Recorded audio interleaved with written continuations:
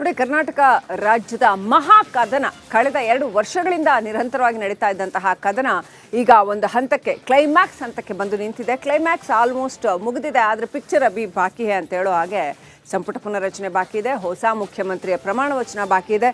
ಈಗ ದೆಹಲಿ ಅಂಗಳಕ್ಕೆ ಈ ಚೆಂಡು ಶಿಫ್ಟ್ ಆಗಿದೆ. ಸೊ ಅಲ್ಲಿ ಲಾಬಿ ನಡೀತಾ ಇದೆ, ಹೊಸ ಮಿನಿಸ್ಟರ್ಸ್ ಯಾರಾಗಬೇಕು ಈ ಎಲ್ಲ ವಿಚಾರಕ್ಕೆ ಸಂಬಂಧಪಟ್ಟಂತೆ. ಹಾಗೆಯೇ KPCC ಅಧ್ಯಕ್ಷ ಸ್ಥಾನಕ್ಕೂ ಕೂಡ ಯಾರು ಸಾರಥ್ಯ ಆಗಬೇಕು ಅನ್ನೋ ವಿಚಾರದಲ್ಲೂ ಕೂಡ ಒಂದು ದೊಡ್ಡ ಮಹಾಯುದ್ಧವೇ ನಡೀತಾ ಇದೆ.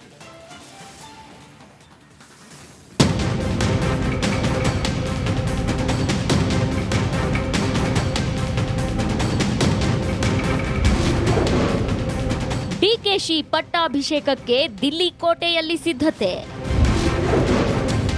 ಡಿಕೆಶಿ ಗದ್ದುಗೆ ಏರಲು 3 ಮುಹೂರ್ತ ನಿಗದಿ. ಕೆಪಿಸಿಸಿ ಪೀಠಕ್ಕಾಗಿ ತೆರೆಮರೆಯಲ್ಲಿ ಮಹಾಯುದ್ಧ. ಕರ್ನಾಟಕದಲ್ಲಿ ಸಿದ್ದರಾಮಯ್ಯ ರಾಜೀನಾಮೆ ಪರ್ವ ಮುಗಿದು ಈಗ ಅಧಿಕಾರ ಹಂಚಿಕೆಯ ಅಸಲಿ ದರ್ಬಾರ್ ಶುರುವಾಗಿದೆ. ನೂತನ ಮುಖ್ಯಮಂತ್ರಿಯಾಗಿ ಸಾರಥ್ಯ ವಹಿಸಿಕೊಳ್ಳಲು ಕೆಪಿಸಿಸಿ ಅಧ್ಯಕ್ಷ ಡಿಕೆ ಶಿವಕುಮಾರ್ ಸರ್ವಸನ್ನದ್ಧರಾಗಿದ್ದಾರೆ. ನಿನ್ನೆ ರಾತ್ರಿಯೇ ದಿಲ್ಲಿಗೆ ಲಗ್ಗೆ ಇಟ್ಟಿರೋ ಡಿಕೆಶಿ ಹೈಕಮಾಂಡ್ ನಾಯಕರ ಜೊತೆ 1-to-1 ಚರ್ಚೆಗೆ ಮುಂದಾಗಿದ್ದಾರೆ.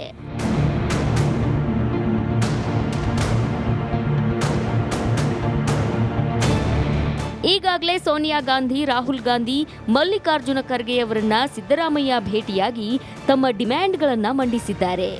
ಈಗ ಡಿಕೆಶಿ ಸರದಿ ಶುರುವಾಗಿದೆ. ಇನ್ನೇನು ಹೈಕಮಾಂಡ್ ನಾಯಕರ ಭೇಟಿಯಾಗಲಿರೋ ಡಿಕೆ ಶಿವಕುಮಾರ್ ತಮ್ಮ ಪಟ್ಟಾಭಿಷೇಕಕ್ಕೆ ಹೈಕಮಾಂಡ್ನಿಂದ ಅಧಿಕೃತ ಮುಹೂರ್ತ ಕೇಳಲಿದ್ದಾರೆ. ಜೊತೆಗೆ ತಮ್ಮ ಪದಗ್ರಹಣ ಕಾರ್ಯಕ್ರಮಕ್ಕೆ ಹೈಕಮಾಂಡ್ ನಾಯಕರನ್ನು ಆಹ್ವಾನಿಸಲಿದ್ದಾರೆ.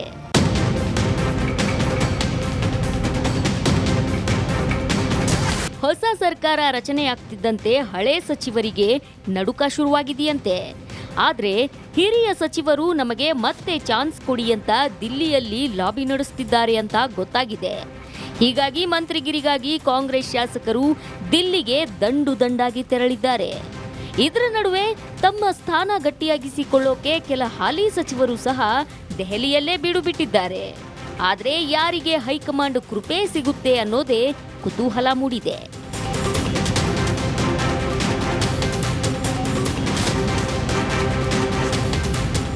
ನಮ್ಮ ಜಿಲ್ಲೆಗೆ ಭೌಗೋಳಿಕವಾಗಿ ದೊಡ್ಡ ಇದೆ, ಜಾಸ್ತಿ ಸಚಿವರು ಕೊಟ್ಟರೆ ಸಂತೋಷ, ಅಭಿವೃದ್ಧಿ ಆದರೂ ಆಗಲಿ.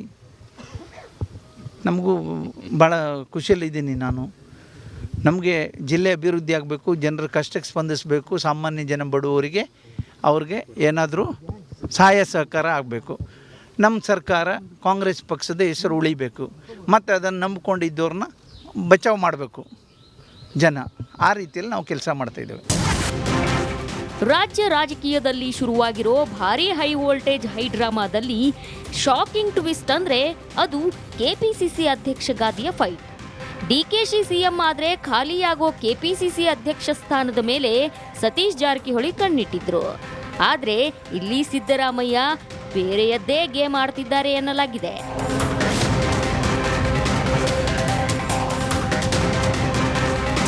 ಈಗಾಗಲೇ ಹೈಕಮಾಂಡ್ ನಾಯಕ ರಣದೀಪ್ ಸಿಂಗ್ ಸುರ್ಜೇವಾಲಾ ಕೈಗೆ ಕೆಪಿಸಿಸಿ ಅಧ್ಯಕ್ಷಗಿರಿಗೆ 3 ಪ್ರಮುಖ ನಾಯಕರ ಹೆಸರಿರೋ ಪಟ್ಟಿ ತಲುಪಿದೆ. ಇದರಲ್ಲಿ doctor G Parameshwar, Satish Jarkiholi, HC Mahadevappa ಹೆಸರಿದೆ ಎನ್ನಲಾಗಿದೆ.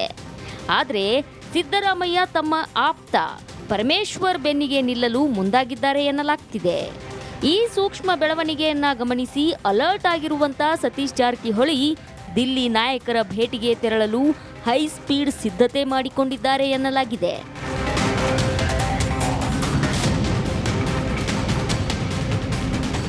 ನಮ್ಗೆ ಕೊಡ್ತಾ ಅಂದ್ಮ್ಯಾಗ ನಾವು ಹೇಳ್ಬೋದು, ಇನ್ನು ಕೊಡ್ತಾ ನಮ್ಗೇನು ಹೇಳಿಲ್ಲ, ಯಾರು ಕೇಳಿಲ್ಲ, ನಮಗೆ ಹೇಳಿಲ್ಲ.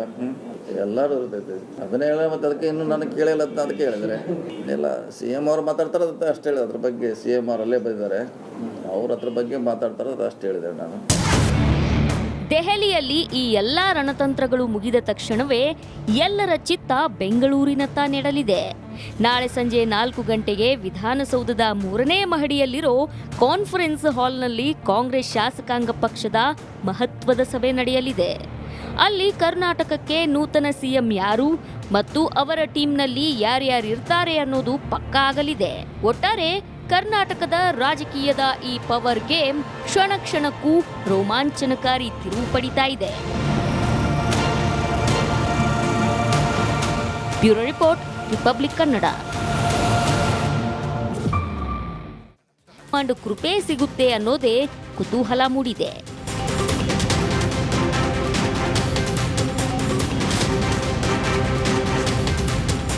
ನಮ್ಮ ಜಿಲ್ಲೆಗೆ ಭೌಗೋಳಿಕವಾಗಿ ದೊಡ್ಡ ಇದೆ, ಜಾಸ್ತಿ ಸಚಿವರು ಕೊಟ್ಟರೆ ಸಂತೋಷ, ಅಭಿವೃದ್ಧಿ ಆದರೂ ಆಗಲಿ. ನಮಗೂ ಭಾಳ ಖುಷಿಯಲ್ಲಿದ್ದೀನಿ ನಾನು. ನಮಗೆ ಜಿಲ್ಲೆ ಅಭಿವೃದ್ಧಿ ಆಗಬೇಕು, ಜನರ ಕಷ್ಟಕ್ಕೆ ಸ್ಪಂದಿಸಬೇಕು, ಸಾಮಾನ್ಯ ಜನ ಬಡವರಿಗೆ ಅವ್ರಿಗೆ ಏನಾದರೂ ಸಹಾಯ ಸಹಕಾರ ಆಗಬೇಕು.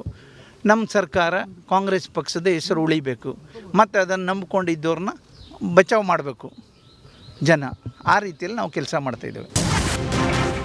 ರಾಜ್ಯ ರಾಜಕೀಯದಲ್ಲಿ ಶುರುವಾಗಿರೋ ಭಾರೀ ಹೈ ವೋಲ್ಟೇಜ್ ಹೈ ಡ್ರಾಮಾದಲ್ಲಿ ಶಾಕಿಂಗ್ ಟ್ವಿಸ್ಟ್ ಅಂದ್ರೆ ಅದು ಕೆಪಿಸಿಸಿ ಅಧ್ಯಕ್ಷ ಗಾದಿಯ ಫೈಟ್.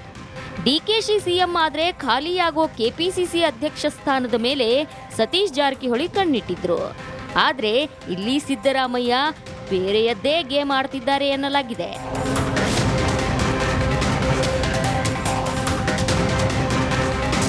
ಈಗಾಗಲೇ ಹೈಕಮಾಂಡ್ ನಾಯಕ ರಣದೀಪ್ ಸಿಂಗ್ ಸುರ್ಜೇವಾಲಾ ಕೈಗೆ ಕೆಪಿಸಿಸಿ ಅಧ್ಯಕ್ಷಗಿರಿಗೆ 3 ಪ್ರಮುಖ ನಾಯಕರ ಹೆಸರಿರೋ ಪಟ್ಟಿ ತಲುಪಿದೆ.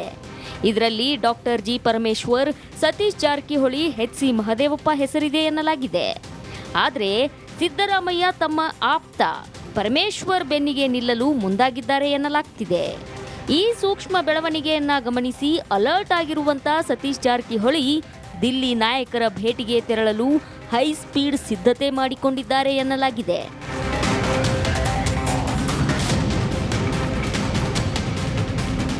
ಈಗ ನಮ್ಗೆ ಕೊಡ್ತಾ ಅಂದ್ಮ್ಯಾಗ ನಾವು ಹೇಳ್ಬೋದು, ಇನ್ನೂ ಕೊಡ್ತಾ ಅಂತ ನಮ್ಗೇನು ಹೇಳಿಲ್ಲ, ಯಾರು ಕೇಳಿಲ್ಲ, ನಮಗೆ ಹೇಳಿಲ್ಲ.